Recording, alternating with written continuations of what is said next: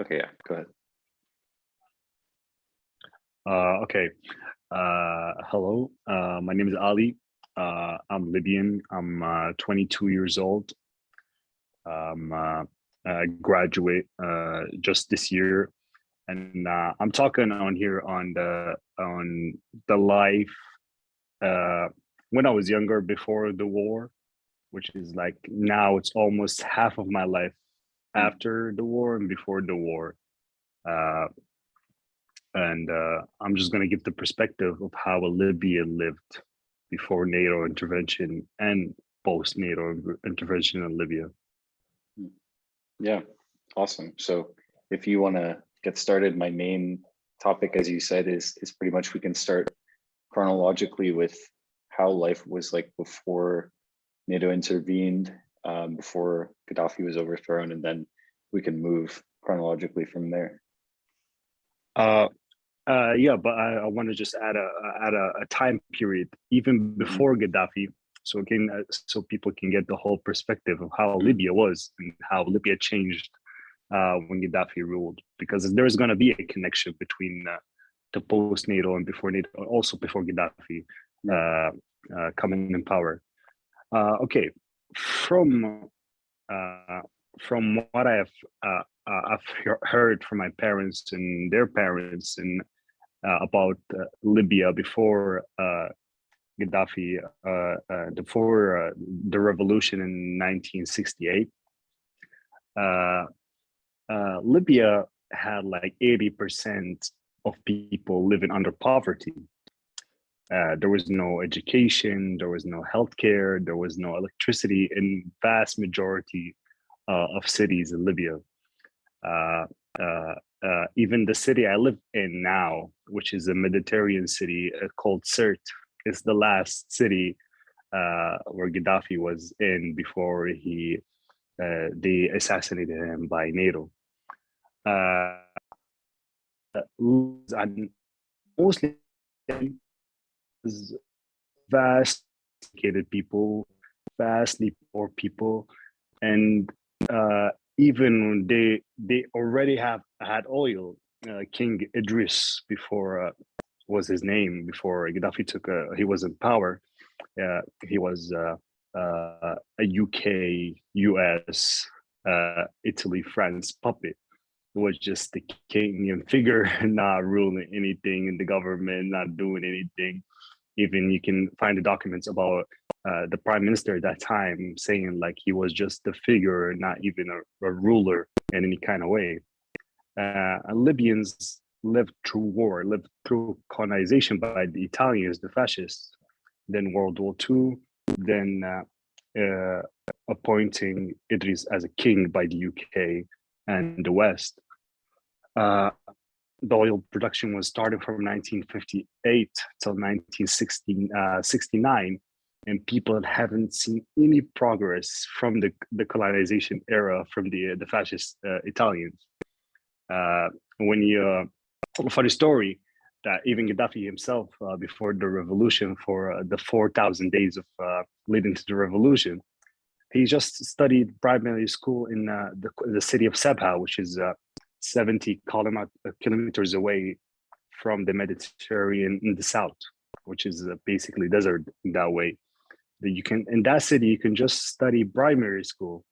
You can't go any further because there's no available schools at that time. You have to go 700 kilometers to the city of Masrata, which is in the Mediterranean, just to finish your basic school education, then go to high school before he joined the military.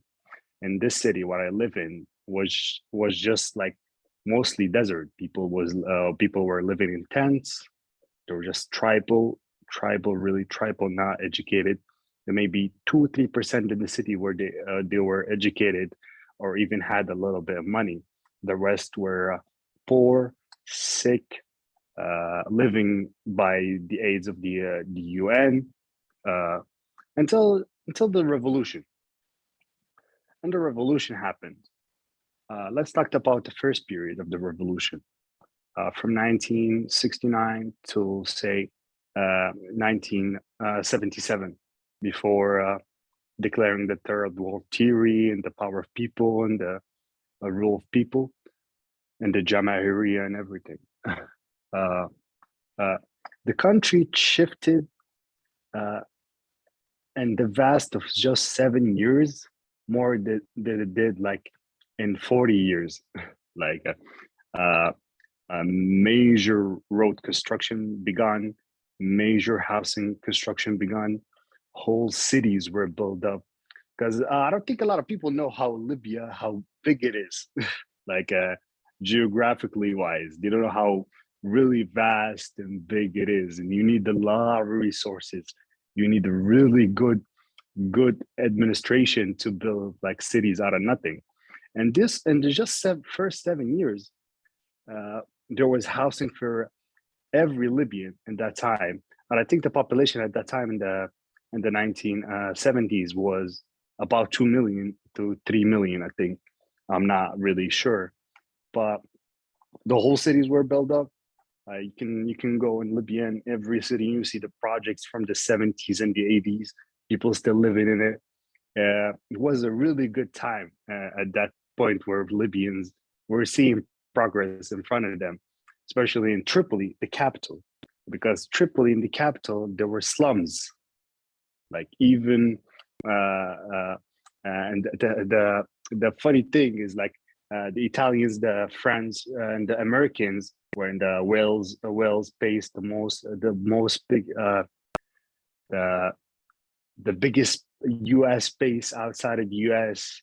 in North Africa is the Wales base in that time. They were living better than 80% of Libyans at that time. And Libyans at that time were living in slums in Tripoli. There were areas you can't go as a Libyan, you can't go into. It's only for foreigners, only for the families of the US base workers or the French or the Italians who live there. When people saw this, people were cheering for it every down the street.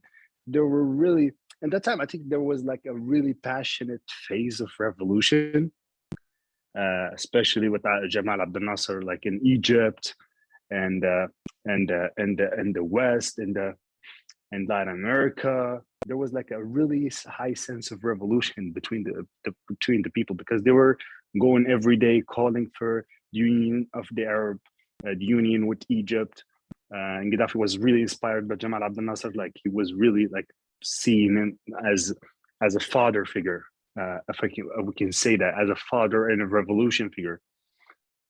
And in that time, from 1969 to 77, it was like a whole big scale of change happened at that time. If I can continue, if you have a question in that period. Okay, let's talk after 1977. I'm not really that informed of the political ideology of the like. We're informed in the basics of it, like the power of the people. And I can't say it mostly in English. I know it in Arabic, and I can say it mostly in English. But we know in that time, Gaddafi had a passion about Karl Marx, about communism and socialism and thing. But he wanted to create a new system. He saw them. I don't know why, but he saw them as these ways of ruling are not going to be efficient for our community as a society is full of tribalism that control is in every aspect. In every aspect, we're going to go to the post-NATO era, how tribalism going to affect in every economical, political aspect of Libya. So he created this idea of the power of the people, of converses of the people everywhere, in every city, town, village. And when you're in a village, and you can say your opinion about the prices of goods and farmers, and they can claim their right in the smallest village in Libya, and it can go back to the central government in Tripoli, and they can control the prices, they can control what they need and what they don't. So yeah, people were excited to experiment it and do it. even I have my opinions on it, but like I think it was the best way of ruling that worked at that time. Exactly. And Gaddafi said in one of his speeches that uh, the socialist Libyan uh, system is not going to work now. It's not going to work perfect now at that time exactly, because you're going to have stages. You're going to have the stages where people are accepting it, learning it. Then you have a stage of people neglecting that power authority of the people. Then you are going to have chaos, which is leads to people like thinking that we had something going on perfectly, so we need to go back to it. And that the fourth stage is people really practicing the power of people, the social system of Libya, and really like do it step by step without no intervention, because Gaddafi had a lot of interventions in these kind of ideas, because a lot of people were using that system for their own benefit. And then we're going to go to the 80s. Then we're going to go to a big part of Libyan thinking now. Even you talk to every Libyan, you have the idea that time of sanctions. That time of sanctions. So Libya got sanctions because of the West trying to stop it from supporting liberation groups all over the world, stopping it from calling for union with Egypt, Syria, Algeria, the Arab League, then going to Africa, then going to Latin America. And they staged a Lockerbie case, which is 100% false, because they used it against us. Particularly now, we have documents saying that Libya wasn't involved in it, and now Iran is. And they just released that. I've read it a year or 2 years ago, that they said, "Oh, the bigger flame is Iran, not Libya." They're gonna use any case in that matter against the country when it fits them. Just a minute.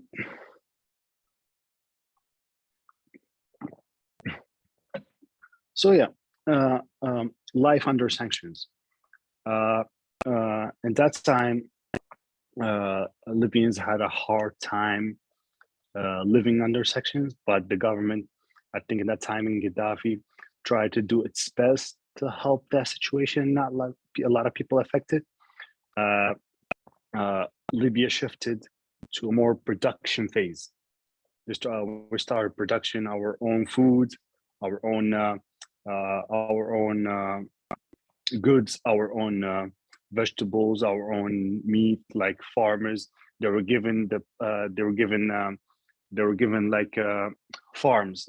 There was a project for farmers when the government is gonna give you land, is gonna give you the material to grow the land, and you're gonna take care of it. Then you're gonna produce and share it to the society you live in the community you live in. And that time, a lot of factories start working inside of Libya, even technology-wise, TVs, cell phones.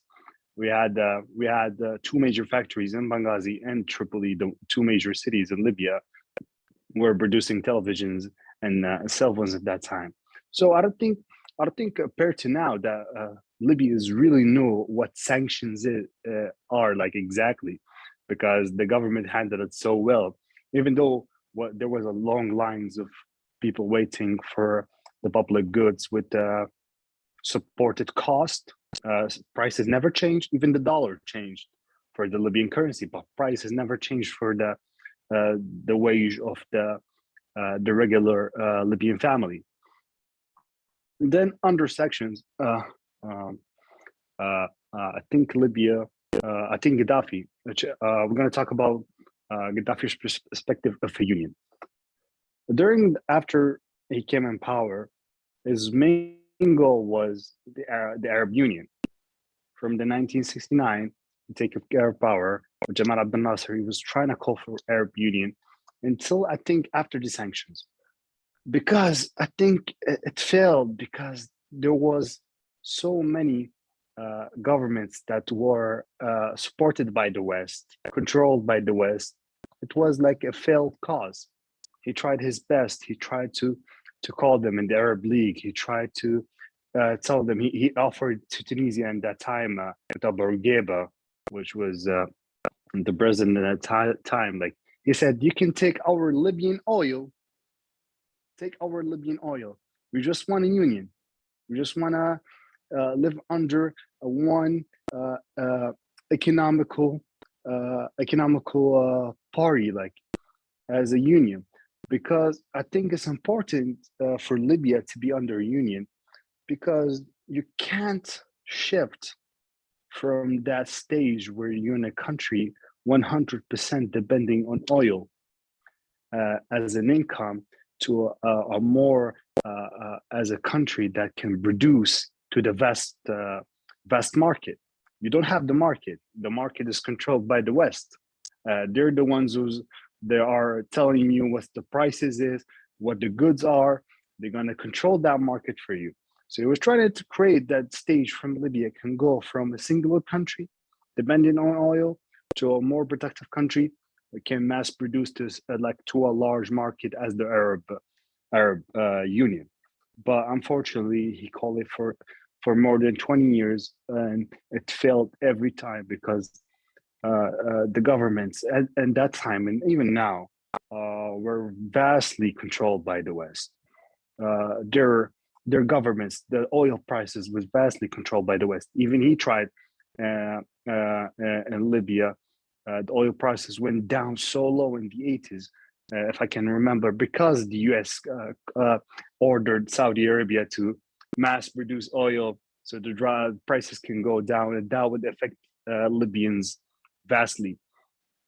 So in that time, I think then in the 90s, after the sanctions were lifted in the end of the 90s, but in the 90s, Gaddafi was going to the goal of the African Union, because the man was trying for 20 years to go to the Arab League, talking to them, making arrangements, saying to them, take our oil, we don't need it. We just want to create the union so we can fight for ourselves. We can fight, we can defend ourselves. We have, in one of his speeches, he said, we have more than 10 million soldiers as a union. We have more than 500,000 artillery of military in our, if we did a union. But they never listened. They always call them crazy in their media. Even the Saudis in the 80s called him an infidel who doesn't believe in God, when he's like, hello? They called him an infidel who doesn't believe in God. It was so funny at that time. He was so yeah, we're talking about then he switched to the African Union. They declared the startup of the African Union here in my city, Sirte, in 1999. It was, I think, the big shift after the sanctions were lifted was going on the African Union path, because it was the more realist, the most like successful, I think, in his mind at that time. Even for Libyans were so tired of like trying to feel that Arab connection with others. We have the connection to people. We have the connection of Palestine. That big connection, it's our cause. We gotta fight for it. We gotta do it. But we always saw these other governments living near Palestine, borders with them, and they're not doing nothing. And we as Libyans, we were like setting military camps military camps in Tripoli, here in Sirte, and Benghazi. We saw a lot of people studied with us, or Palestinians, Syrians, Yemenis, Algerians, Tunisians. We never felt that we're different from them. We always had that spirit of like, we have like a compass that lead us in this, it's Palestine, to the liberation of Palestine. but unfortunately that didn't happen.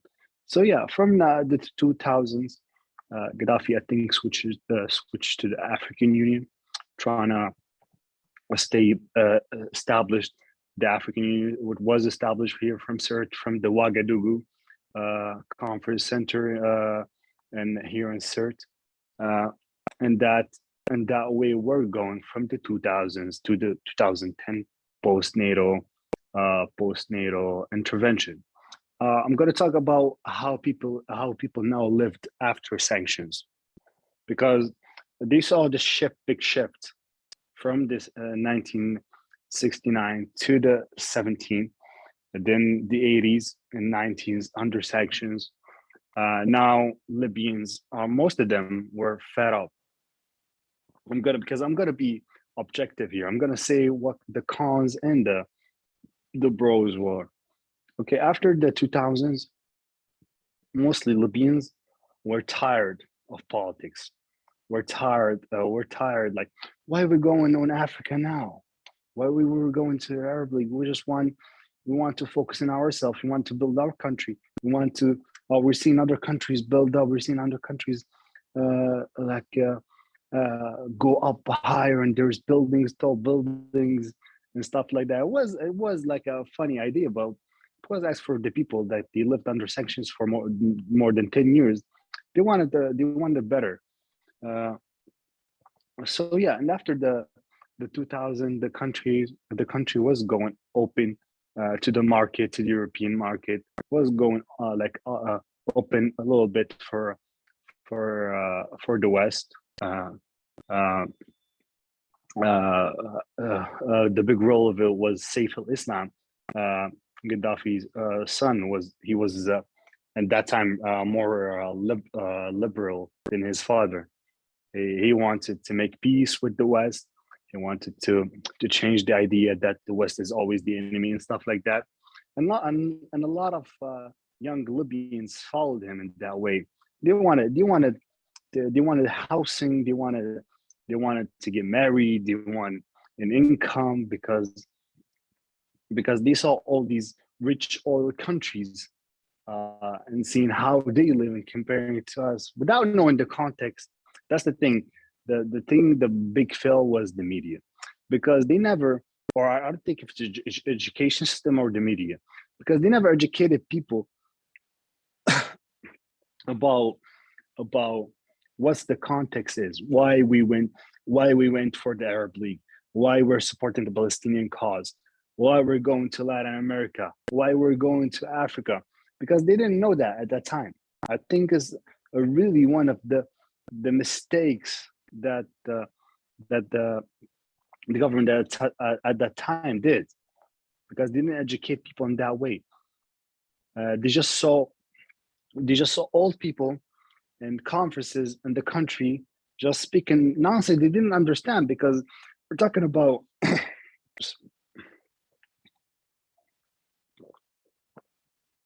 because after the 2000s, we're talking about a new generation.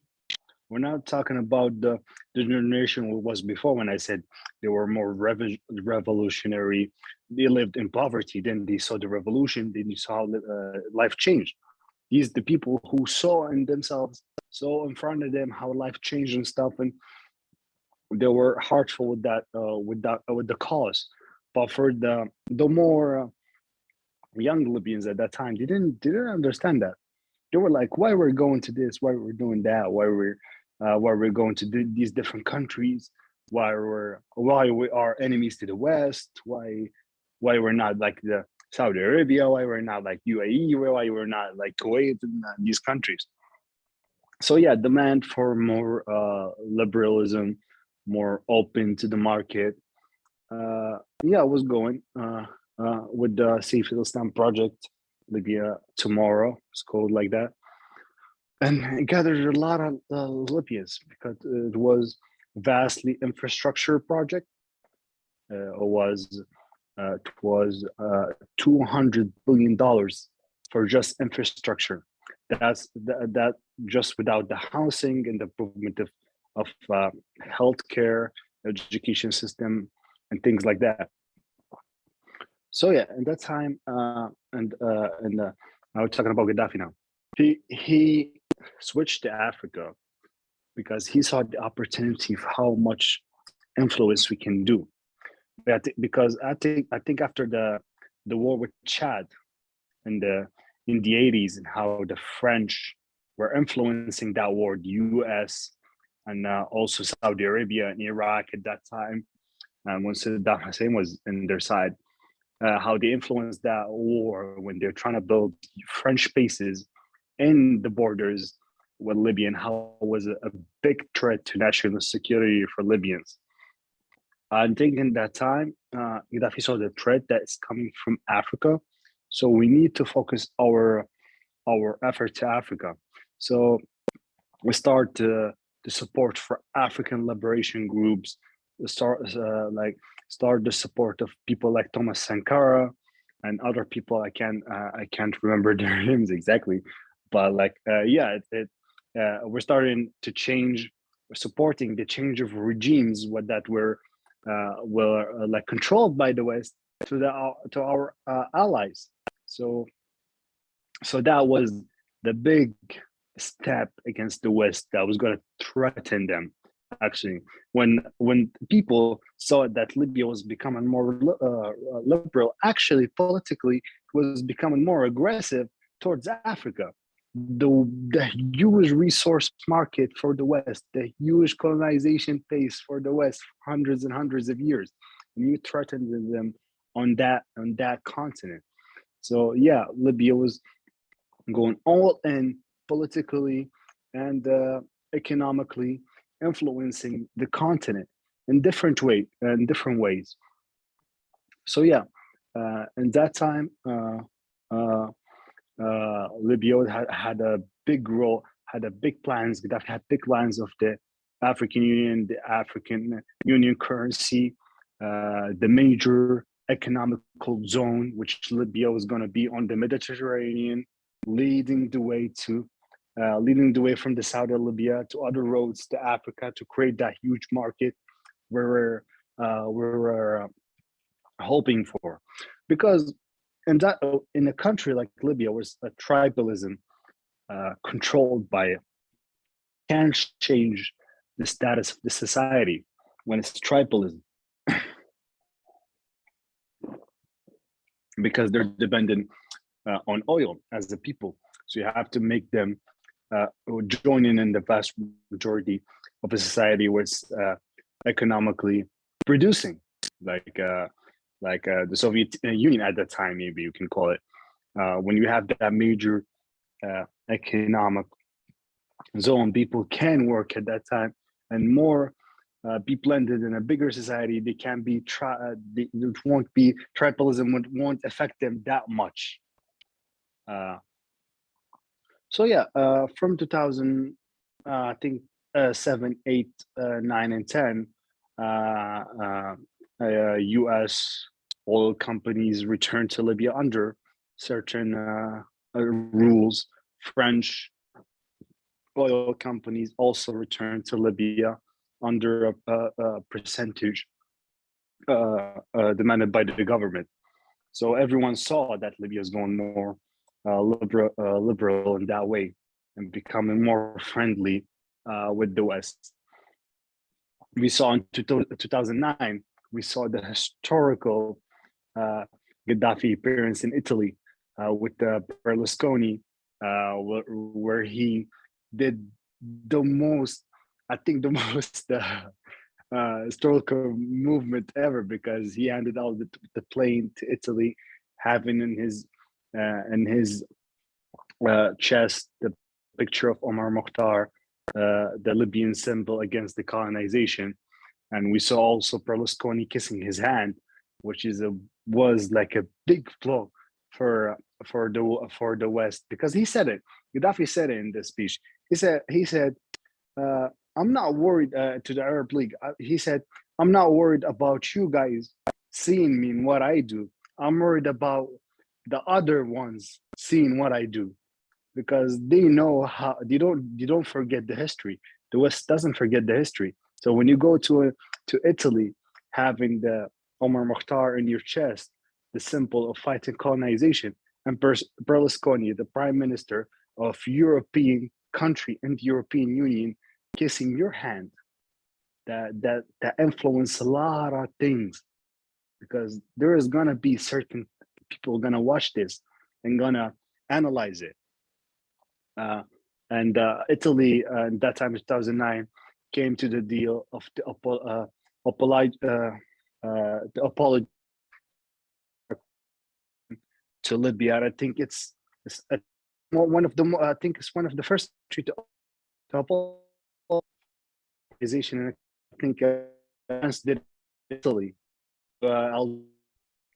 Killed million Algerians are still fighting for that apology, even declaring just that we colonized you, we killed a million Algerian, and they have their skulls in France in museums, and they not gonna admit it was a massacre, a huge massacre, like the massacre in World War II. But Italy apology was a big proud for Libyans, was like an honor earned. We all felt honored at that time. I was younger. I'm gonna say I was young. I didn't understand, but I saw it on TV, and I saw my mom and my dad like really happy and cheering in our living room. And I didn't understand the reason, but now I understand. After the war in NATO, I understood why they were cheering for it, because for them it was their dignity going higher, seeing like how the history changed, how they were born in the 60s, how their childhood was, then the revolution, and now seeing this colonization power that destroyed Libya and killed the half of the population of Libyans at that time, half of the population of Libyans, saying it, apologizing to their leader that who we love most dearly. And Italy announced they're gonna give Libya $200 billion for building a road between the west and the east, and other infrastructure projects. So at that time in 2010, I think it was the most prosperous time for Libyans, because they were seeing infrastructure projects going on, big companies coming from Turkey, China, coming from Europe. We're seeing Italy going to make projects for infrastructure for Libya, building roads and stuff like that. Because in that time, the time period when we were under sanctions, we missed a lot of things that was going on. We had the roads were not being updated, were not being rebuilt. The population was going up. We didn't have much housing for them, so we had a crisis. We had a housing crisis and a point, and also a wage crisis, because people demands were more and more needy. Seeing other countries, seeing other Gulf countries. I don't know. The comparison was in that time. I don't think it was. I think it was intentional by UAE at that time. So we want to be like because one of the sayings, the funny sayings they were saying during the revolution, that the so-called revolution, saying we want to be like Dubai. They were just like saying, we want to be like Dubai. We just want to be like Dubai. When you compare Dubai to or UAE to Libya, to the how spacious it is, how geographically big it is, and you can go in Libya, and that before post NATO war, you can go from the north to a small village in the south, where there's like 3,000, 4,000 living in that small village, and you have in that village a school, a clinic, and you have a library. They have electricity, and all their goods coming with prices supported by the government. See, now you're gonna compare, because Libyans after the war know all about this. They know all about how the government was supporting them, these financial ways. So yeah, in 2011. So I'm gonna go to the stage of 2011, and that time at that time I was 12 year old, and but I was quite smart. I was going into the internet, and I was more open minded to see how life works in that kind of way. And let's go to the 14th of February. Yeah, 14th of February. It was for me. It was just a school day. I'm waking up at 7 a.m. and going to school, and I saw people in the street cheering like it's the city cert. They were cheering for Gaddafi. They were cheering for the socialist Libya. They were supporting their leader. And I was like, why are they going on the street cheering for it? What's happening? What's happening in the moment? And I went to school, and the school they said to us, we're gonna go to a march, like we're gonna go to the green square in the city. We're gonna like cheer and support our leader. When all the kids were like, yeah, of course, we gotta cheer for our leader. Like Gaddafi for us is like a simple. You can't even at that time you can't just say like, yeah. I had a weird incident when we were classmates. The teacher said to us, just Muammar Gaddafi. She didn't say leader Muammar Gaddafi, and we're like, all the kids were annoyed like by her because why she didn't say leader Muammar Gaddafi. We're like seeing him as a role model for us. Like that's a red line you can't cross for us, because that's how we taught, and that's how we saw, and how our fathers and their fathers lived, and how he made their life better, and how we now have a house we live in, we have a car, we have a free healthcare, we have almost free electricity, and we have a gas price which is pennies. It's nothing for us. We can buy bread with just a quarter. We can buy uh, 8 pairs of bread just with 1 quarter. So for us, it was a blessing we lived in. So yeah, at that time, the war started happening. Things were escalating fast. Uh, uh, we were really new to the situation. We're scared what's going on with the country, because we were watching Libyan national TV, and Libya is a close society. So we have our cousins in the fast east of Libya, and we have our cousins in the fast west, like in Tripoli and Benghazi. We saw things escalate in Benghazi, and we were talking to our cousins in Benghazi and everything, and they're saying to us what's happening. So what's happening? What happened? Um, and Benghazi started as a small protests from the start of February, uh, because of the Abu Salim prison case. That's this one of the reasons that protests happened. So Abu Salim prison case happened, I think in the 80s. They said the Libyan opposition in the UK said there was 1,200 prisoners killed by the government at that time. And it was a rumor going on from the 80s till to the 2000s.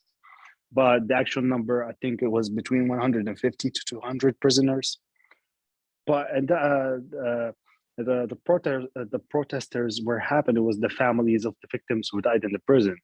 It was around 12 to 13 families with their lawyer, and the government at the time were trying to make arrangements with them to confiscate them for their loved ones who died. And they got to the arrangement of 1 million Libyan dinar, and the lawyer was saying like, I want high, no, we want high.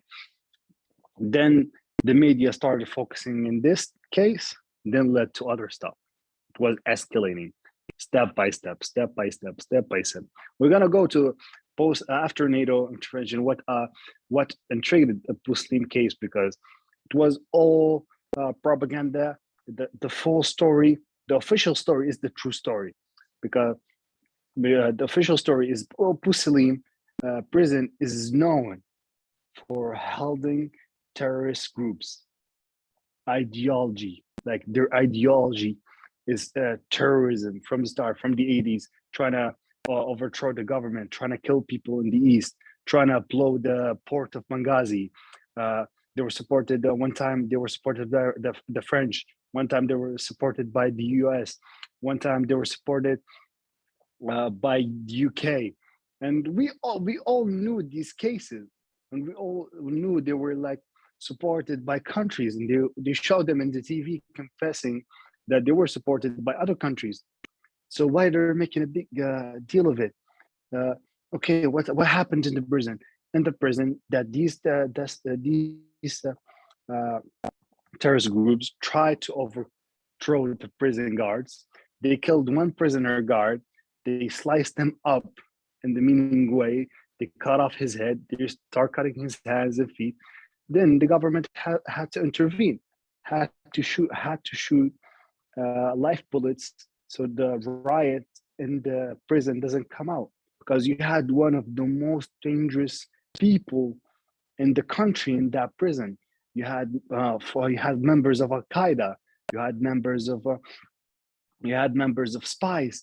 You had members of people who were trying to overthrow the government. You have members of the military men who sell out. They were supported by the West. They were trying to do a conflict between the insides of the military. So yeah, that case they really focused in it in the first weeks of the so-called revolution. Then things got out of hand. Things got out of hand when I think the orders were coming. Even Mustafa Abdeljidu, which was the head counselor of the the other Libyan government, or was in the revolution. Uh, uh, he was appointed by the UK and the French and the US as the head of that government in 2011. He said that the orders were coming from Gaddafi that no usage of power against the people. Don't use bullets. Be peaceful with all of them. Don't don't come near them. So okay, that protests were going larger and larger and larger, and going into the military bases, the police stations, and all these sensitive places in the West in Benghazi. What happened at that time? Uh, uh, the military men had orders not to shoot anything. The policemen, they had orders just use peaceful measures. But the people and the protesters were not all peaceful. Vast majority were peaceful. The first victim we saw was Hisham Shushan. I have him in my Twitter. He was a Libyan soldier. He was from the south of Libya. He was working in Benghazi. They just saw him, and the media was saying there were mercenaries, and they just saw him. They hanged him in the police station, and they cut off his head while screaming like "Allahu Akbar, Allahu Akbar," while cutting his head off. That we saw that in the national TV, but the media at that time, the Western media and the Arab media didn't show it. We saw from the first start these protests are not peaceful. These people are not Libyan. These people uh, are like terrorists in the sense of a way, like, because there were no peaceful protests, because you're going into Libyans, calling them mercenaries, and you're just cutting them off. And you knew him, because he was saying in the video, he was saying, "I'm Libyan, guys. I'm Libyan. I'm Libyan." They were cutting his head off.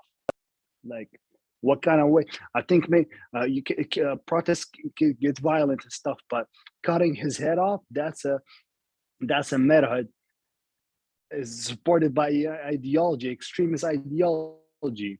So you got to know how these protests happened, how what led to that. So yeah, people were overthrowing the police stations, not facing any force.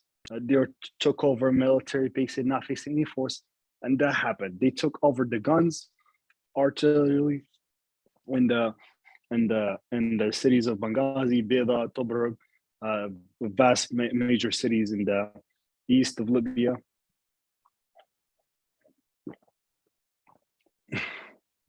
And things got out of hand at that time. The vast majority of the east of Libya fell from the borders with Egypt to Dabia, which is between. We are inserted in the middle of Libya. Dabia is like 300 kilometers away from Sirte. So they had the guns, they had the ammo, they had the artillery, and they were coming forward to the west more and more. That time, I'm sorry for skipping this. Saif al-Islam made a speech in the 20th of February before the east of Libya fell. He made the speech, a long speech, an hour-long speech. He explained to the Libyans what overthrowing the government is, what these violent protesting is, what's gonna do to the Libyans. We call it for Libyans, we call that speech as a foresighting, because everything he said in that 1 hour speech happened word by word. Didn't happen immediately, but happened over the years. The oil prices, the healthcare, the electricity, the stopping of the projects going on the country. He said, "You Libyans, you're not like Tunis and Egypt. You're a tribal society. You know that. Like you have to know your history. We had a conflict of we had wars, tribal wars for many years." In the 20s and the 30s, we had tribal wars in the 40s. We had tribal wars in the 1800s. So Libyans, you have to understand, this is not like Tunis and Egypt. This is not a revolution. These mass media companies and billions of dollars going on against you, Libyan, against your projects, against your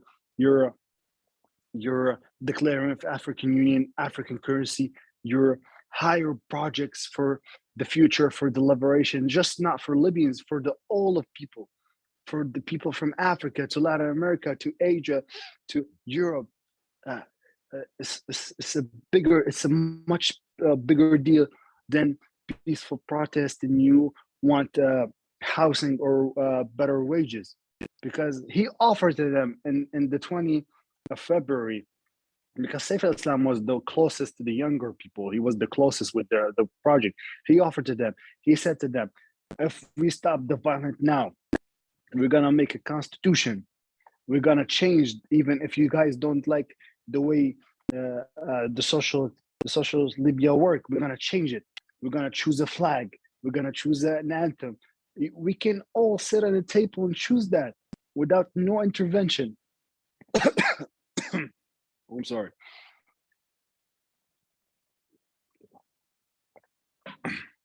He said that in his speech. He said it's the Libyans for an hour, but at that time, mass media were cutting off videos of the speech out of context. They never showed the whole speech. They were just increasing the violence, the need of violence, the need more support, the need of intervention, more intervention, Western intervention. Now Libyans know they know it as the speech that told the future. Everyone like sees this speech as a stone that Libyans go into every time they see something happen horribly in the country after the NATO intervention. They go into the speech. So yeah, the wars continued until the 18th of March. So the 19th of March is the declaring of the NATO intervention, no-fly zone. The 18th of March, the Libyan army declared the liberation of the east, the process of the military operation in the east after Gaddafi's speech, after he said revolution 2 times, after he explained to the Libyans what they have, what they're gonna go, what is this war is, what's their what's their history or the tribal history. He called every tribe by name. Gaddafi was really intelligent in the tribal community of Libya. He know every tribal chief in the country, every tribal family. He know every family by name. So he was calling them in every city. He was calling the tribe of this family, tribe of this family, the tribe of this family. How you do this? Your history comes from that and that, that and that. Your history comes from that and that and that. He was really knowledgeable about the society in Libya and that aspect. So yeah, the military started marching to Benghazi to the east. While they were marching, I had my cousins there in that march. I had of my uncles there because they were military men. Then we saw the NATO declaring no-fly zone. We didn't know because we saw it as a no-fly zone at first. So there were not gonna be no planes, but the marching for the military was going on. So we were celebrating uh, in the cities of Tripoli and vast majority of the West, maybe not Masrata and Zentanda, and that these cities were under the war at that time. But we were celebrating the marching liberation because we saw in the TV for us, we saw our cousins, we saw other tribal members we knew, we saw people like familiar with us going into the east, liberating from all these thugs we saw in the news, killing people and slaughtering them, things we never saw in our society, things we never mentioned, we never imagined that would happen to our country.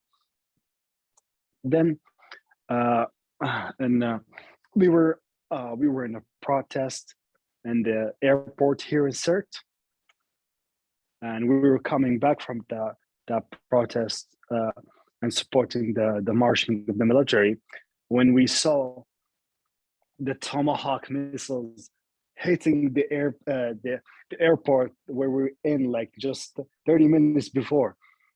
It was so horrifying for us at that time. We didn't understand what's going on. Why the Tomahawk missiles? Why they're hitting the airports? Why they hitting the military camps at that time? And then the intervention started. The marching of the military stopped. A lot of people died. They wiped out the whole. I think a vast majority of that power were going to the east. So they cleared the whole path for them. They cleared the whole path for the terrorist rebels. So yeah, after that, the war really then started escalating.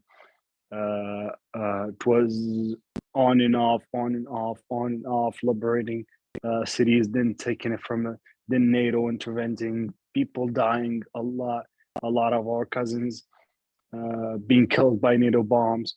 Uh, a lot of families we saw getting bombed, their houses getting bombed, a lot of buildings getting bombed. Every day there was a new bombing. Every day NATO were killing civilians in Tripoli and Sirte and other cities in Libya. Every day we saw this, and the mass media wasn't showing any side of it. I think just the one channel I saw just reporting of these mass mass bombings of cities and showing the kids how they died and stuff was like Russia Today. That's the only channel I can remember that showed that at that time. No other channel even mentioned it. Even when NATO commander at that time said we hit a civilian target in Zliten, where they hit 8 civilian houses. They killed more than 21 people in 8 houses. And as they said, just collateral damage. We didn't mean it. And we saw these things happen in front of our eyes. We were just living life while getting bombed. Any second you can get bombed and die, and nothing will happen. No one will hear you. So yeah, until Tripoli fell, and that happened because of NATO and treason of one of the big commanders in the military, uh, and also NATO bombing Tripoli with 160 rockets the night before Tripoli fell. That was a whole massacre. A lot of people died in Tripoli. A lot of people died. There were a lot of African supporters. Africans came from Africa supporting, protesting. They were all killed immediately after Tripoli fell because they were just African. We called them mercenaries, but we know them. We saw a lot of them marching for us in the Green Square in Tripoli, supporting the government. They were not holding arms. They were just Africans working in Libya, loving Libya. When they killed them, all of them, there was two massacres that happened in Tripoli. It was the hospital of Busli massacre, and there was like a hospital of Al Khadra massacre also. They killed every wounded person, women, men, anyone who were near the tents where they were standing and cheering for the government or supporting the government. They killed them all. After that, Tripoli fell. For me personally, me and family went back to Sirte. Then started the siege of Sirte, the last standing place of Gaddafi. We're surrounded for 2 months without no food. We just had water and closed packets of food that were stored like 3-4 months ago. And we were sieged for 2 months. The city was getting bombed heavily for 2 months by NATO. NATO bombed 2 schools. They bombed a hospital. At that time, they killed a lot of civilians. We saw a lot of our neighbors die at that time, and no media coverage at all. We're surrounded by all areas. It was shelling 24 hours from the east, the south, the west, because the city surroundings were high, and the city was down more close to the sea. So they're all putting their guns, their howitzers, and NATO was going surrounded the area 24 hours bombing, and they were all shelling the city until we got out of city, and Gaddafi died as a martyr, because we know he died a hero, like he said in his speech before the NATO intervention. He said his grandfather died in Libya fighting the Italians. He's gonna die fighting the West in Libya also, because he's not gonna leave the country. Then the government fell. The famous speech of the head of the new government council saying. Not saying that, oh, Libyans are equal now, the liberation is going on. He said, yes, now, for every Libyan can marry 4 wives. He said that as the declaration of liberation after Gaddafi fell. He didn't say, now we're equal, now there's the new prospect of liberty, nothing. He said, now Libyans can marry 4 wives, because the mindset of people were putting under control at that time. So yeah, the government fell. 2012 was really hard for us as Gaddafi supporter. As Libyans, we're vastly majority Gaddafi supporter. Was really hard for us. You can't go out to certain places. You can't say even your tribe, because there's tribes are supporting Gaddafi from the start. Like my tribe is the same tribe as Gaddafi. So for us, even seeing your name can get you in jail or murdered at that time, from 2012, 2013 to 14. It was we moved to another city. We lived under a new name for the first year, because no one knew us. But we were saying we were just from that city. We couldn't say any tribe or something like that, because it was going hunting for any people that were supporting the government before it fell. In 2012, in the prisons alone, there were more than 30,000 prisoners. I can't say even prisoners. because they were lawfully prisoners. They were just capturing them, civilians, militiamen, anyone, capturing them without no court, without no justice system. They were killing.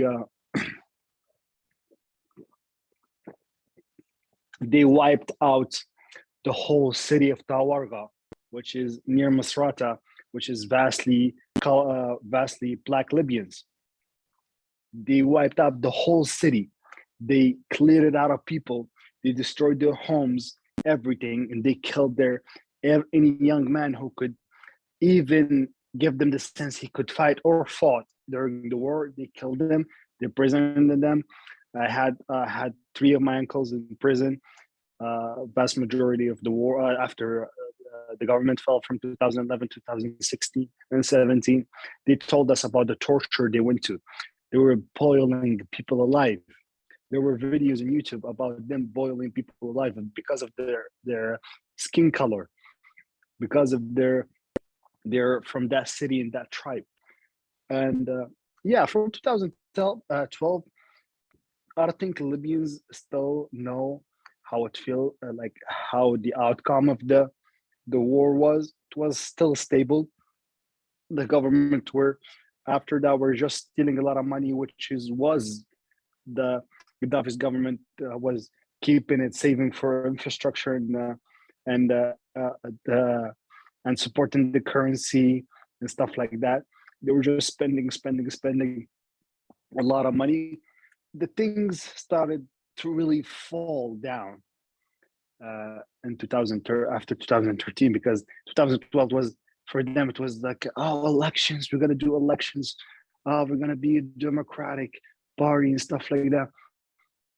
But I think they got the sense of it from 2013 after killing the U.S. ambassador, and after these rebel groups that they supported. Hillary Clinton said, she said, I think she said in her book that they were extremists, but we supported them, and that caused then the lead to the outcome of the U.S. ambassador getting killed. So they support these terrorist groups. They funded them during the war, and then they were taking control of Benghazi in the east. So in 2013, the start of the assassination started. 146 military and policemen were assassinated by these terrorist groups in Benghazi, by Ansar Sharia and ISIS groups and former Al-Qaeda members in the east. So things, Libya now, they got the sense of, there's something going on. This is not what they told us. I'm talking about Libyans who supported the so-called revolution, or they supported that, they believed in lies. They were seeing people getting killed every day, assassinated, and they were seeing the flags of Al-Qaeda in the mid city of Benghazi, like flying up. They were like, these not our young springs of the revolution who were like smiley and they were joyful and they were loving us and they were like fighting for our freedom. No, they're actually born and raised in Afghanistan, in Kabul. They're seeing former Bin Laden friends, stuff like that. So yeah, the assassination started 2013. Bombings, suicidal bombers going on. Then the currency going down. The currency was majority of Libyans know the currency was $1 equals 1 dinar and 15 cents. It was really one of the I think it was at that time before the war was the most powerful currency in Africa, depending to the dollar. But now the currency is going higher. It's 2 dinars, 3 dinars, 4 dinars, 5 dinars. Electricity going down for 14 hours, 16 hours a day too. There's no money in the banks. No one. Prices going up. Nothing's now at the pop up burst. 2014, a war in Tripoli. The airport got burned. Militias are fighting each other. the rebel brothers who are like fighting along now fighting each other because they're fighting over power. Who's gonna take care of what? Who's gonna steal this? Who's gonna steal that? I'm gonna take the airport. You're gonna take that ministry. You gotta take that ministry. And that time, for us as Gaddafi supporters, like we were like things didn't come out they thought it was. We predicted everything was going to happen and happened. Now we were in the right. We chose the right path of history. We chose. We didn't sell out our country because we've seen U.S. Marines abducting a Libyan citizen, even if he was extremist, abducting him from the in the middle capital of Tripoli in the middle of the night and taking him to Guantanamo base. They would never do that when Gaddafi was in power. U.S. Marines going into the Tripoli abducting Libyan citizen. But we were seeing that, and we were seeing government steal our money. We're seeing government spending 14 billion on desks. There was a government that spent 14 billion on desks, just desks for ministries. We saw wars going on in Tripoli a lot more. We saw the massacre of Garhour, which is like a lot of people died because they were just protesting against the militias. We saw the assassinations going higher and higher in the east. We saw a war going on with Al Qaeda members. We saw people supporting Al Qaeda members. Then we saw the rise of ISIS in Sirte here, my city. My city was controlled by ISIS for a long time, and we saw them. But the rise of ISIS didn't happen just in 2016 or 15. It happened from the beginning in 2011. The people who got into Sirte and supported by NATO they were the most wanted by the government. They were the people who fought in Afghanistan, people who fought in Iraq. They were known. They were faster names that we know that they were legit terrorists, wanted by a lot of countries. They're the ones who got into the city in 2011 during the war, but they stayed here. They stayed under a different name. They start growing. They start getting supporters. During the years. Then they declared the state of Islam, ISIS here in the city, and the city was controlled by ISIS. We're seeing Tunisians, Afghanis, Egyptians. We're seeing Somalis. We're seeing these all different nationalities in our city. People getting beheaded in the streets. The people being whipped. People, even if they call you smoking, you're gonna get killed. Even if they call you wearing shorts, you're gonna get kidnapped. Like now, like at that time, it's like it was just like, well, even even the people who supported the so-called revolution were like, what we have done? What did we have done? What did we lose? How much of real freedom we lost? Because at that time I was talking to my friend who supported the so-called revolution 2011. But he became real to me because he said, now we're in 2015 during ISIS time. He said to me, what did we lose? Now we can go even wearing shorts when we had women flying airplanes in the 70s and the 80s. We were like women, were ministers, and we had the equal rights for women and men. We had equal rights for everybody. We had freedom. We had everything we wanted. Now we were controlled by a bunch of extremists in our own country. In our own country, we can't even say nothing. And that what happened. 2017 got worse a lot.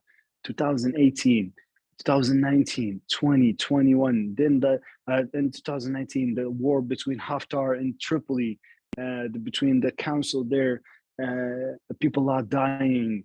We're seeing massacres every day going on in the south even during Ramadan, and in the city where I used to live after I moved from Sirte to that city. During Ramadan, there were like 80 people died in Ramadan just because of people stealing, militias going on. You can't go out at night after 7 a.m. When we were in a country, when you can travel by car from the borders with Egypt to the borders with Tunisia, and no one's gonna bother you. It was safe, 100%. You can, for us Libyans, we had the idea you can leave your door open. You would never shut it down. We would never shut our door like before the war. Our house door was always open. Now you can't even go after 7 a.m. You can't go out of your house because you got get scared of your life. You can't. You have a high percentage of getting killed. So the destruction of the government, the healthcare system, which is now so destroyed. When you go into a hospital now, a public hospital, you have to buy stuff from the pharmacy before you go. You have to buy the syringes. You have to buy the tissues. You have to buy the medicine before you go to the hospital itself because they don't have nothing. The hospital itself can have nothing. Or you're in the summertime, you have 4 or 5 days without electricity, a whole blackout in the whole country. When your country is producing 1 million barrels of oil, and you don't have electricity, and you don't have goods or supported by government. Now it's really, really expensive for the vast majority of Libyans. They can't buy it. You have 20% living in camps between Tripoli and the east, Benghazi. You have a lot of people under the line of poverty, really, because that's what I was gonna say. That's why I talked about before the revolution. We got from a stage to 50 years back or 60 years back. We didn't start. We started with the 50s. We got to the 50s. We got back to the 50s. We got back to this the stage where UN would just be a charity for us and feed Libyans. Like we got back to the stage. Why I started with the 50s, because we got back to the stage. That stage. Libyans got back to the stage that they never experienced, the younger generation never experienced. They got back to it because they saw it. When you're a country and rich with oil, now they're talking about oil. You want to be like Dubai, and now you don't even have the simple needs of electricity and healthcare and the education system and goods for supported by the government, because you would buy them. You don't have all of these you don't have all the necessary things. You live in they really sent us back to the Stone Age. In the very existence of the Stone Age, it's so horrible. It's even worse in reality, I swear. For us, for me, for the people I know, how they lived before the war and after the war, for us, it's really, really horrifying. Even the change of it was so horrifying. The Libyans themselves changed. Psychologically, they changed. Their attitude changed. Their ways changed. They're not as before. They're becoming more savage in their own of life. Like, because when you get to the point as a tribal society and you go to that stage of lawlessness, there's no law. Tribes are gonna go scavenge for their food. That's why now we have tribes supporting one party, tribes supporting another party, because they see their benefit with that party. So we got back to a stage to the tribalism is like working with basic needs. We have our needs with this party, we're gonna go with this party. We have our needs with this party, we're gonna go to this party. Because of the lawlessness, because there is no system in the country. There is no government. It's a shell government. It's a puppet government. They can't even make orders of himself. An ambassador, UK ambassador, can do much more work in Libya than the head of the government. Like, we got back to the 50s where really ambassadors were controlling over the country. Ambassadors just having more freedom than most of the Libyans.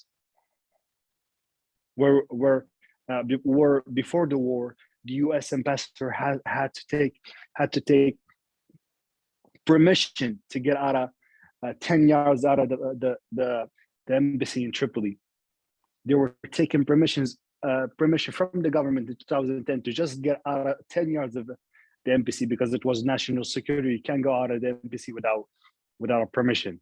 Now we have an ambassador that can go from the Far East to the West, solving Libyan issues. What an ambassador has to do with Libyan issues and talking about politics and the government and stuff.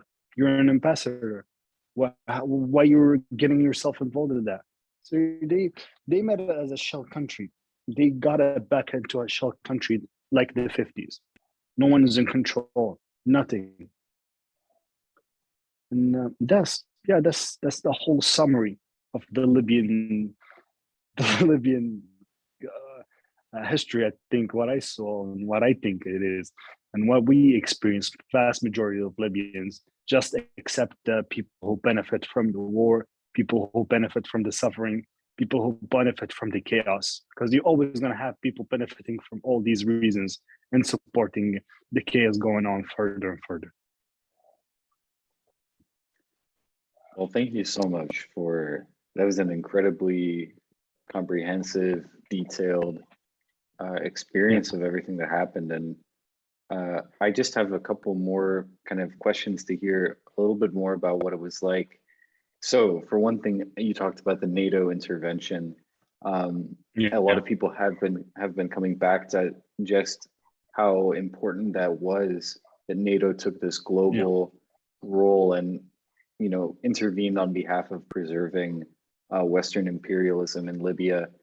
Can you talk about the NATO bombing campaign, the no-fly zone in particular, and just how much damage it caused to Libya? Okay. So when NATO bombings happened, I was in the city of Sirte. They first bombed, like I said, airports and military camps. Then they shifted their strategy a little bit because that wasn't efficient for them. They started bombing ministry buildings, were like office buildings, killing employees of Ministry of Education, Ministry of Justice. Then they shifted more. They started bombing schools and hospitals because it was a legit target for them. I don't know why. What I saw in Tripoli, and that time I moved from Sirte to Tripoli in April, the bombings weren't just like targeted at a specific place. It was random, I swear. And one time it was just random. Any place could be targeted. Houses, farms, buildings, school, hospitals. It could be anything, because in TV they never showed any other media showed.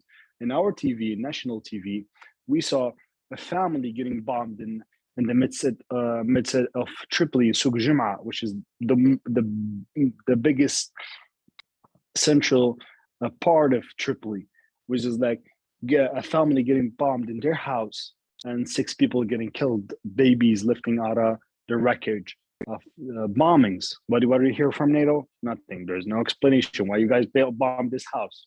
Nothing. It's a neighborhood. It's a residential area. There's no military camps around. There is no military men around. Why are you bombing houses? We saw one of the most horrifying massacres that happened is the house of a Lieutenant Khweldi, he was a big lieutenant in the army, but he retired a long time ago, even before the war. They bombed his house. and they killed 14 people.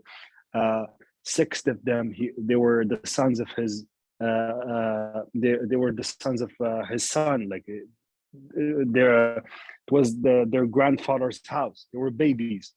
There were six children, just babies, lifting them out of the wreckage. They bombed the civilian house. They said, for them, they said it was a big lieutenant in the army. We bombed their house, but it's a civilian house. You didn't bomb a military camp. You bombed the civilian house. There were families in there. You bombed them. You killed them. The Libyans saw this. We saw this in the news. We were like, how they're so heartless, how they didn't feel about us. And the crazy thing that we no one know about these things. After the war, no one know about these things, about these bombings of people getting killed by NATO, because vast majority of people outside Libya seeing like NATO just no-fly zone, that's it. They're bombing tanks, they're bombing military, that's it. They didn't see they're bombing houses, building hospitals and schools. And then we had the massacre of Zliten, which I told you, more than one house, more than in one house. That's the only massacre they acknowledged and said it was a mistake, it was collateral damage. After big news, were dragged out of the Rexus Hotel. Out of the Rexus Hotel, big news, were dragged out of there and getting to the place in another city, seeing like these houses got bombed. A lot of people died, 21 in exact, children, women mostly.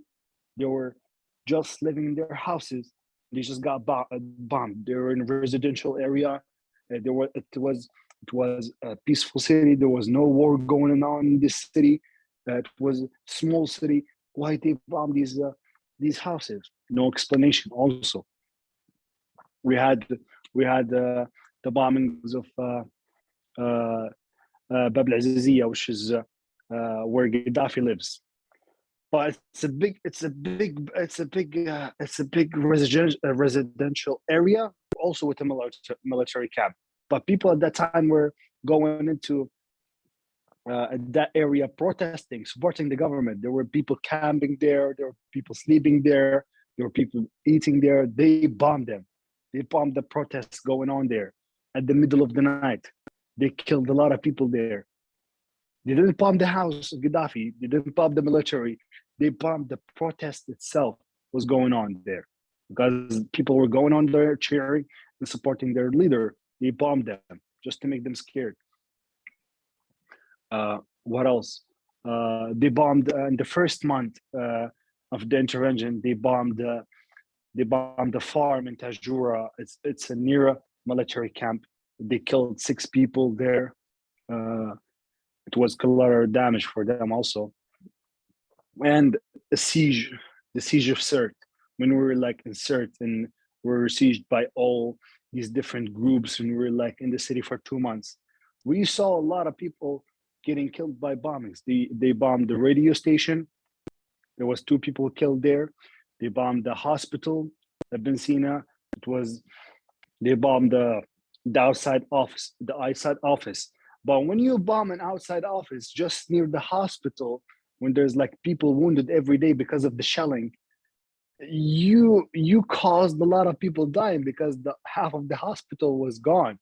The second flooring and the third flooring was almost wiped out. A lot of people died because they were in the sensitive care.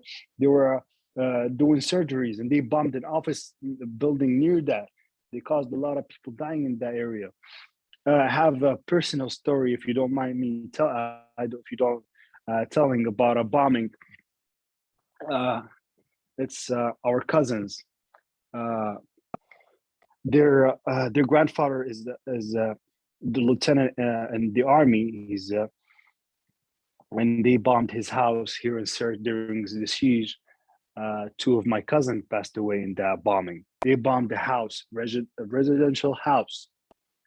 Had a lot of families, because they were, and the shelling, when you're sieging a city, there was shelling from everywhere, 24 hours. A lot of families going to go into one house because they want to stay together, and they bombed the house. They also tried to bomb another house, Mansour Dawood, which is like the head general in Tripoli. He was captured and he's still held prisoner. They bombed that house, but thank God that that bomb didn't explode. It went straight from the roof to the first floor, but didn't explode. But that house had 8 families in it, 8 families in it, and didn't explode. They were just targeting persons, people, exact people. And when the city was surrounded, there were exact people. There were people on the ground giving them details, and they were responsible of the blood spill of a lot of Libyans. They were responsible for that. And what other bombing happened?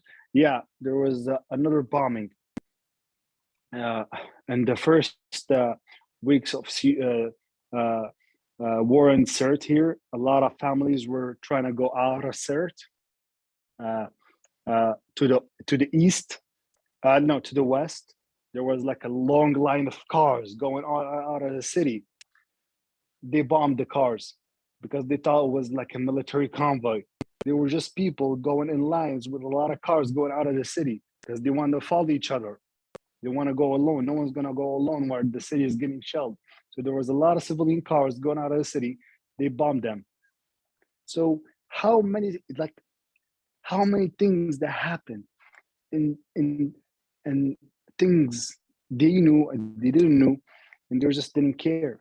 They didn't give a damn about all the lives of these people who died just because they were just targeting Gaddafi because they were protecting civilians like they did. You could have been truthful and they said we're targeting Gaddafi from the start. No fly zone bullshit. No civilians. We're trying to protect civilians because you killed more civilians because of it than you did before the intervention. You didn't stop the war. You didn't stop the killings of Libyans, but your intervention led to the dying to a lot of people, even before compared to before the intervention, with the big scale more because before the intervention, the people who died at Benghazi in the first week there were just 12 people died. That's it from both parties. There was 12. And post intervention, thing was go to thousands. The last estimate, I think it was before Tripoli fell, from civilians and military men went up to 40,000 because of the NATO intervention. Because they were just bombing anything. They were just going on madness, bombing anything could move. Anything that would move, we would bomb. So that's what I saw during that time and natural intervention, like what they did and how they bombed, what their strategy was. I'm so sorry to hear everything you said. And I mean, it's an unbelievable atrocity committed by NATO and by the US. I'm curious also about the reactions today, like, after some time has passed, and was that the status of the civil war itself too, like what's been happening recently between Haftar and the government of national accord, and then also with Libyans today, their reflections on everything that happened, how much regret is there for, like you were talking about, your friend saying his regret for supporting the so-called revolution, how much missing Gaddafi and regretting that this NATO intervention happened and overthrew him. So I guess what's happening now in Libya. So after the war ended between Haftar and the National Accord in 2020, then they did the Geneva meeting and they declared a new government. And Beiba, which is the head of the new government, took power, and he declared a lot of stuff he didn't do. He declared peace agreements between all parties, between Libyans from all sides. And he stated that all people are gonna live more safer now. We're gonna help the country prosper again. We're gonna start the projects that stopped in 2011. We're gonna build them again. We're gonna start that and that and that. But of course, that didn't happen. The government should have stopped at December last year, because there had to be elections. It should have been October, but then they rescheduled to December. But it should have ended at December. That's it. The government failed to do what it did, or just had to go to elections and let people elect their president and their government. Of course, they couldn't do it. So the road to elections was going. We're gonna do elections from June, like the people were signing up, we're going out registering, and the big side was the Libyans would support Saif al-Islam, because they see him as a savior for the country, as the one party that didn't get his hand spilled in blood.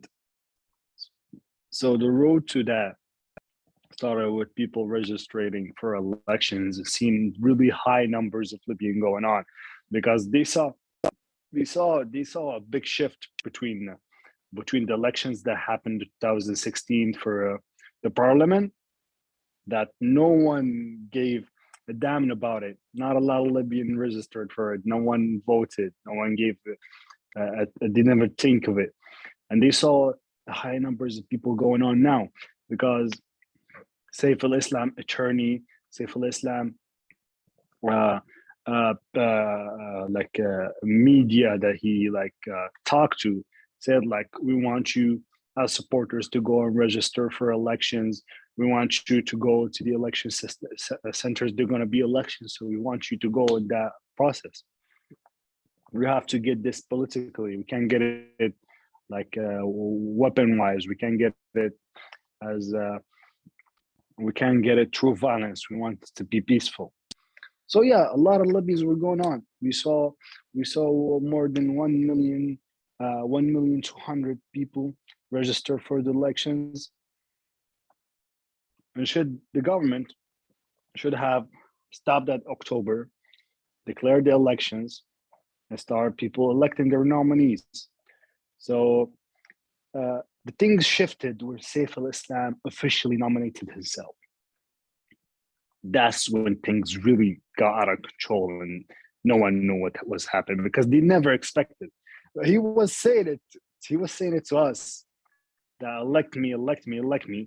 But go register.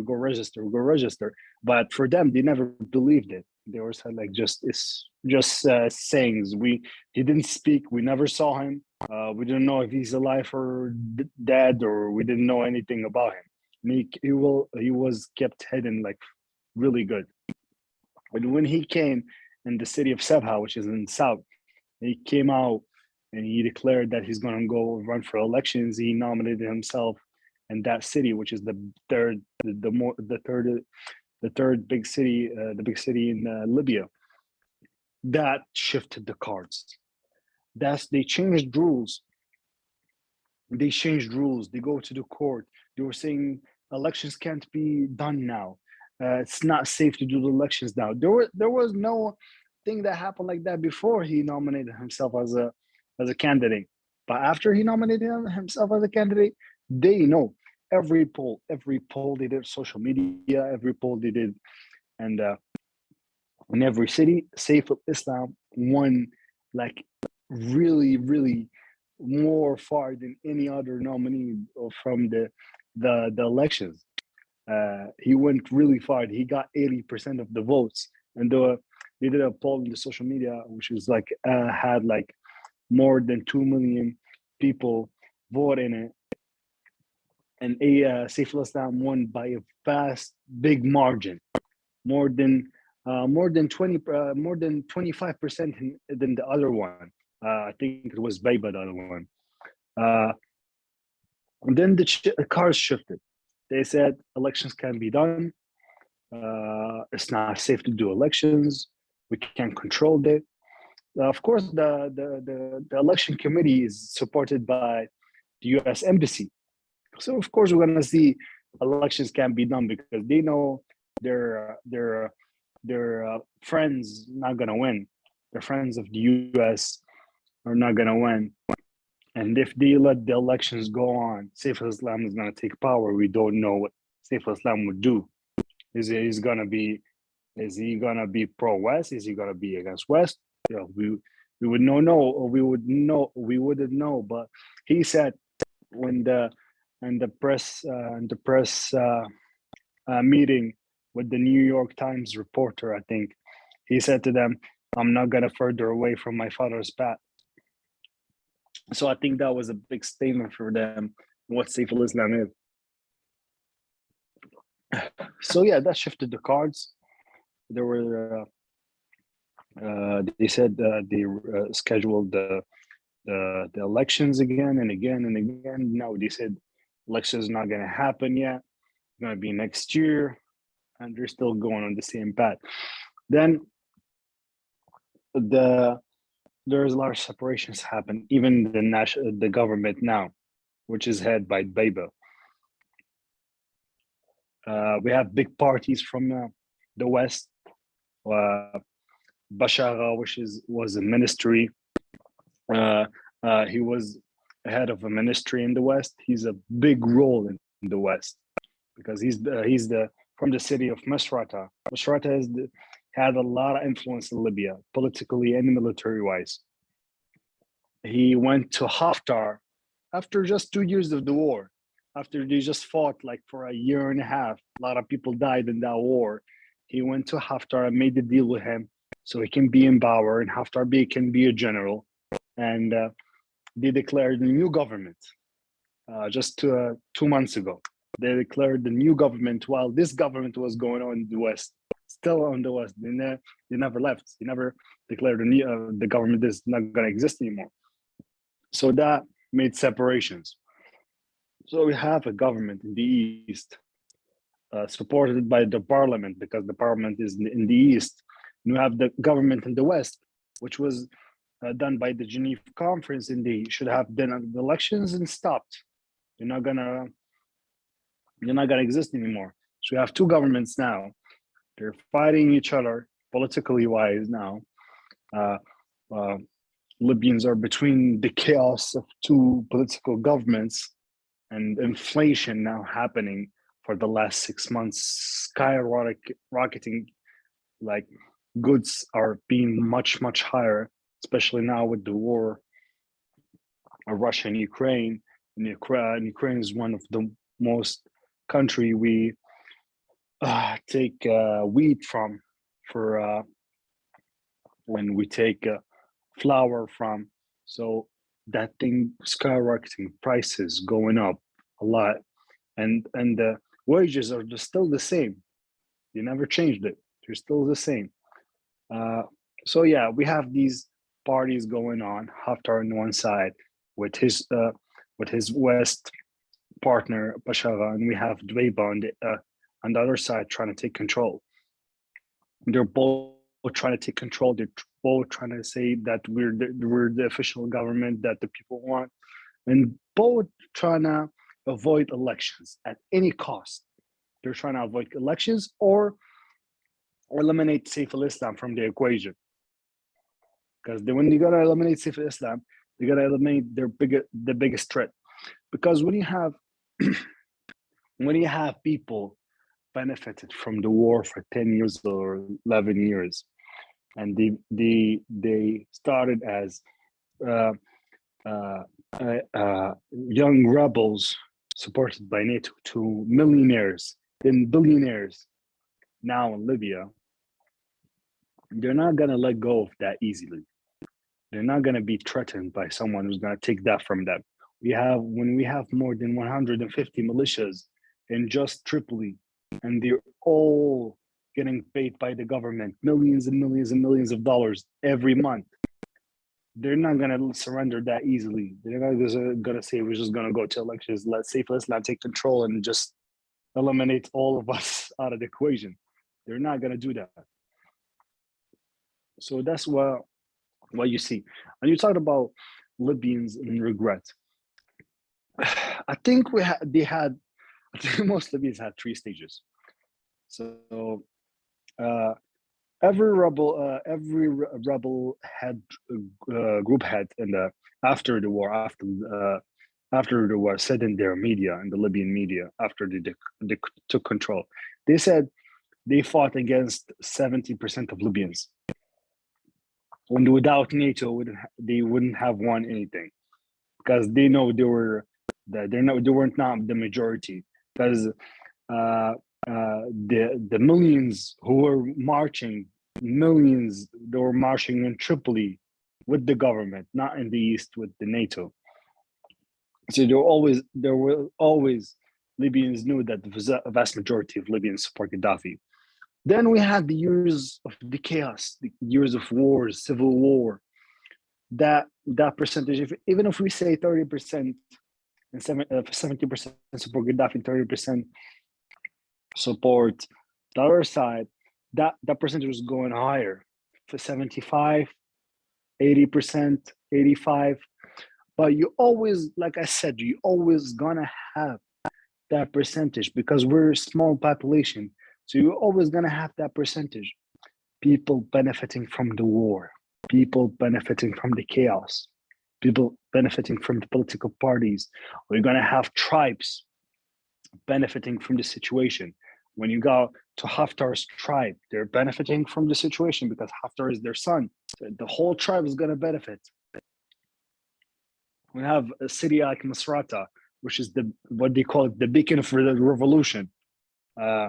All their sons are in the militias. It's all controlled by the government. The government is always controlled by Misrata from the start of the revolution to the end of till now. They're not let go like with that easily. So you're always gonna have from 10 to 15%, even 20%, they're gonna always not regret because they're benefiting from this situation. When they have their sons studying in the UK, studying in Spain, and they have their families there, and they have villas buying millions and millions of dollars, they don't have electricity, doesn't run out because they have a big generator cost $50,000. They have their friends in the oil fields, and they have the gas, and they don't worry about it, nothing. They were not gonna find them regretting because before that they were just regular citizens, and now they're millionaires because of profiting from war and exploitation of people, destroying the public healthcare, destroying the public education, making it privatize. They're gonna benefit from all of that. They're not gonna say we're regretting anything, because if they do care about standing, if they do care if they do care about standing and having a position in history and say like we're gonna stand up our choice we did in 2011, why didn't they stand with their choice when they fought Haftar? Because that war just ended 2 years ago. It wasn't 11 years ago. It was just 2 years ago. Why you're making deals with them now? Because if it's about a standing or about a cause or about something you can change, why you're making deals with Haftar while it was just your sons 2 years ago just died in that war, and you guys making deals now? Because that doesn't make any point. That you guys are just going for your own benefit. That's it. You don't have a cause. You don't have a standing. But for Libyans who support Gaddafi, for us who support Libya Jamahiriya, we had the same standing for 11 years. We never changed. We had the same standing.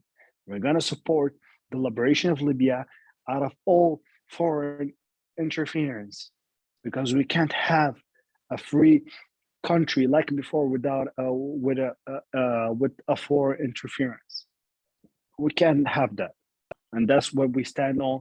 What we stand on for the all 11 years. We've been fought a lot. We've been targeted a lot in any aspect of life. But people know better now. But now people got to the stage where they just want to live. They they brought down people's dreams, Libyan people hopes so down that Libyans now just hope I'm gonna wake up. I just want to fuel my car. I hope I can find fuel. I hope I can find water. I hope I can find electricity. I hope I can find money to get my son's books, to buy my son's books from the black market because the government has not issued books any time. We're gonna wait for another month. Have to I have to pay for gas a lot just from the black market because they're stealing a lot of it from the oil company and giving it going to the desert and selling it out the desert, and the black market is going on all Africa, and the Libyans' whole hopes and dreams got so down that now for them they just want to live. I just want to live. I don't want to die. I just want to feed my kids. I don't want to suffer anymore. That's the whole idea. Well, another thing that really strikes me with Gaddafi and thinking about his legacy as well. I mean, he's widely remembered as an inspirational figure across the African continent for, as you were describing before, his efforts to unite Africa, to create an African currency, his active participation in many struggles across Africa, like the anti-apartheid struggle in South Africa. And so I wonder also, like, how did he help create in Libya both a pan-Arab identity, a pan-African identity, and how has that created for people who do still support Gaddafi's ideas, and as you were saying, this idea of anti-imperialism and independence, a solidarity for struggles across the African continent, a broad anti-imperialism, and also help to understand that the NATO intervention in Libya, is a big part of a growing trend of foreign imperialism, and that it's had huge effects across the entire African continent. For example, now in West Africa and Mali, they have the huge civil war because of the NATO intervention. So yeah, if you could talk more about that, and then that's my last question. Can I just have 2 minutes? We're just gonna get some water. Okay. Yeah, no problem. So your question is about. So your question was about how Libyans felt about the more Arab Union and the more about the African Union, and how the ships went from the Arab Union to the African Union. So at first, the Arab Union, the period itself, like I said to you, from the 70s, 80s, and 90s, a lot of people were more driven to the Palestinian cause than what we saw. So it was a passionate thing, a more a solidarity thing with an Arab country, an Arab cause, a struggle that they were born with. They were born out from the start, from generations, from the 60s and the 70s and the 80s, even the 90s, even as young as us. We were born with that solidarity with the ban Arab and for the union with Arab and for the Palestinian cause, like I said, because it's the compass for us. It's the compass for all causes is the Palestinian cause. And Libyans felt really strongly with it because regular Libyan homes were hosting Palestinian people. We didn't call them refugees. We didn't put them in camps like they did in other countries. No, Libya hosted them as a fellow citizen, equal in rights, equal in wages, equal any aspect of life. They can enjoy free healthcare like us, enjoy free education like us. They can study with us. They can go with us. They can even participate in political parties with us. So they never felt the need of thinking why we were going. supporting Palestine or why we're supporting the Arab Union. Even it was the simplest way decision ever, even for the most least education person in Libya. It was for them, Palestinian cause, a red line. We're going to support it to the end. We're seeing people coming from all over the world training in the camps, military camps in Tripoli. Uh, uh, uh, Women coming from all across the world training, and one of the first military camps for women in Africa to fight for the Palestinian cause. So for them, it was just more genuine thing of feeling that suffering for Palestinian cause. But I think the problem was with the African switch. Because with the African switch, that's what I said. It should have been the role of the government or the media, at least, to educate the people more, education system, say like, so we can improve our lives. We have to create that union. As a singular countries, you're not a real independent country. You can't create that independency without a union, because you're not controlling the market. You're not controlling the very large aspects of life, because you're just depending on oil. So in the switch to Africa, a lot of Libyans saw it like, why are we going to Africa? Why we're not focusing here? But the real question was, we should have been going to Africa, because if you don't go to Africa, these things you see in Africa is going to affect you first, because when you have your surrounding countries are unstable and controlled by the West and colonized by the West, and you as a liberation country supporting liberation all across the world, they're not going to let you go. They're going to fight you. They're going to bring that war to you, because you're bringing that war to them in periods of times. So yeah, but regular Libyans were like thinking, why we're going to Africa? Why Gaddafi is going to Africa? Why he's going to a small tribe in West Africa? Why he's going to that city and middle of Africa? Why is he going to that village? Why he's dressing like this? Why he's dressing like that? Why he's dressing like them? But it should have been more educational at that time, that he's going to that mess to know the people, because Gaddafi described the African continent as tribalism continent. You have to deal with it like the same way you deal with Libyans. That Gaddafi deal with Libyans, you gotta deal with Africans, because more tribalism. You're gonna go and meet the heads of tribes in different parts of Africa, and he's dressing like them because he's gonna give them the sense that he's with them. He's trying to liberate them. He's trying to improve their lives economically and politically. So, but like I said, it's the education part to the regular Libyans that they didn't know. They were just focusing. They just came out of sanctions, and they just like didn't know. They just wanted to focus on Libya, focus on ourselves, focus on building your own country. But you can't build your own country with just being a singular country. You can't do that. History has shown us that we can't be alone. We can't be alone. You're not going to survive. We're not going to survive without union, without a belt that's going to protect you, military, economically wise.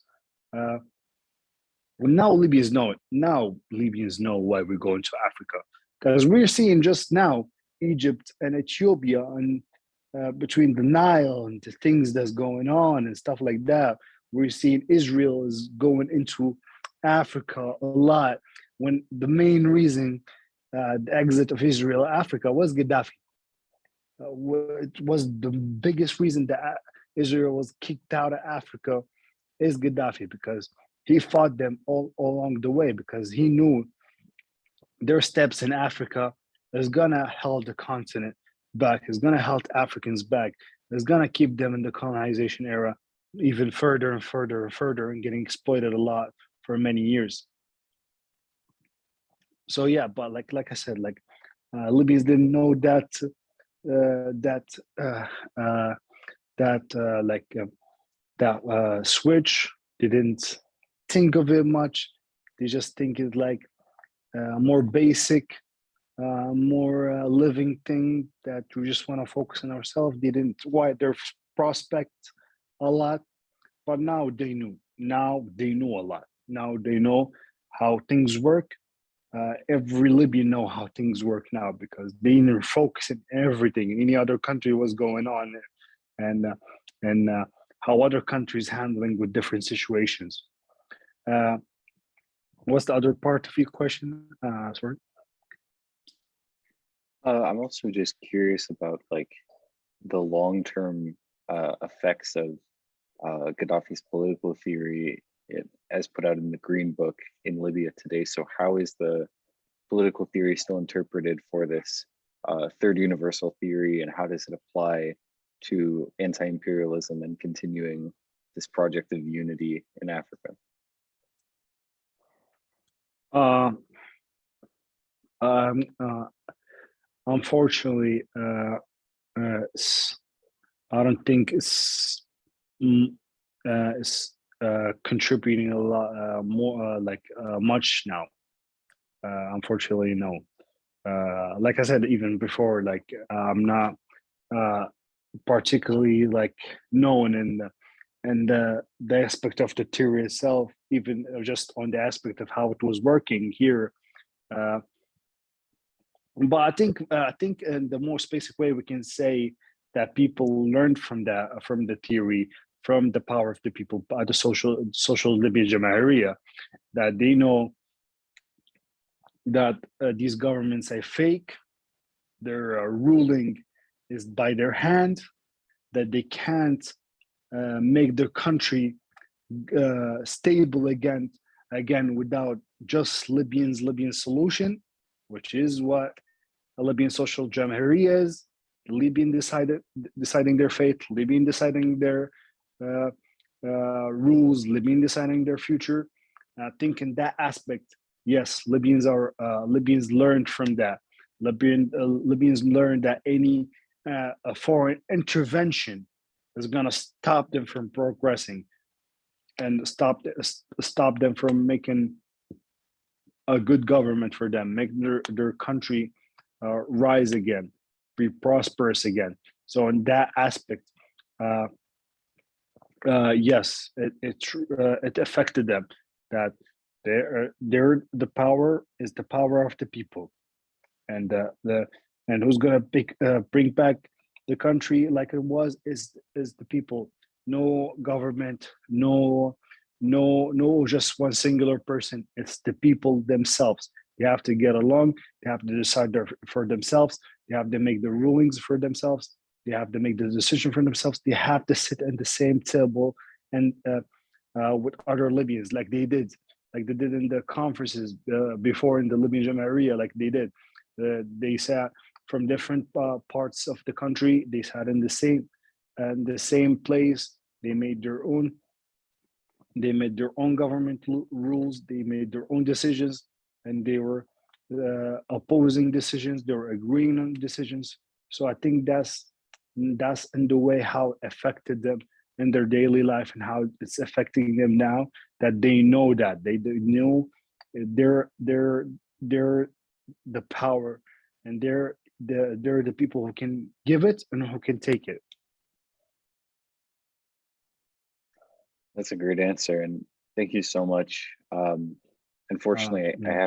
I have to run, but this was an incredible discussion, and I learned a lot Thank you. about Libya, about Gaddafi, and also just the horror of the NATO intervention, and just how tragic it was. So thank you so much. I really appreciate you You're taking the welcome. time. You're welcome. Yeah, and You're I welcome. just It was yeah, my very last yeah. thing, I guess, would be: is there something that people should read to learn more? Like, is there a book or a source that you recommend reading to learn more about just everything you described, the horror and the tragedy? Unfortunately, the people who I would say I can give they would explain the Libya situation on more detailed, more. I learned from them. I learned a lot from them. Mm, They only like write in Arabic. They only write their right. articles in Arabic. Yeah. I definitely have a big source in Facebook. He's called Wael Idris. Hmm. He's a Libyan thinker. He's one of the few people in Libya in general who really knows the structure of the society, knows what's things led on into, what's the reasons for, and for what for Libyans gonna have to do, and what we have to focus on. I think that's one of the people I follow and I see as a mentor for me, and I follow him in the way of thinking and the way of there is no imperialist power is good, and you have to let go of all foreign intervention, and you have to stand with any party with the rising poles against the West and against the imperialist powers. Uh, you have to create that. You have to this. You have to disclude that homogeny that's going on with these countries controlling over Africa and Asia and Latin America.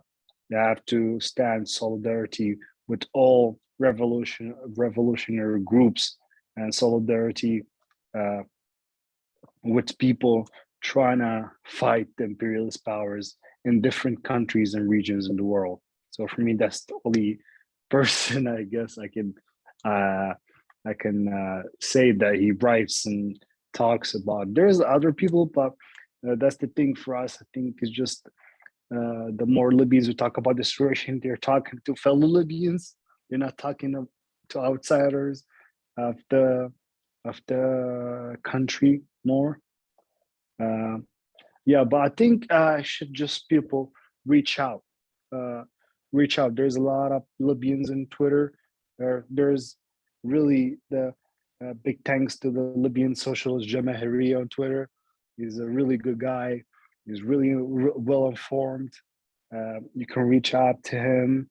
He can really talk about the Libyan situation far better than a lot of Libyans. I swear, I was so surprised that he know a lot about Libya and about Libyan social Jamahiriya while he's, you know, like, and so yeah, it's not really hard to find the Libyans you can talk to, and you're gonna find the bad ones. You're gonna find the ones that will say to you, you know, same things you're gonna hear in the West and the same thing you're gonna hear in the media, because they're just gonna defend their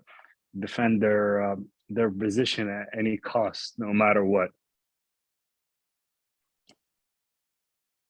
Well, thank you so much. I really appreciate it, and stay safe. Have a great rest of your night. Thank you. Thank you. Awesome. You had me the opportunity to speak to you. Of course. Thanks so much. Bye. Bye. Bye.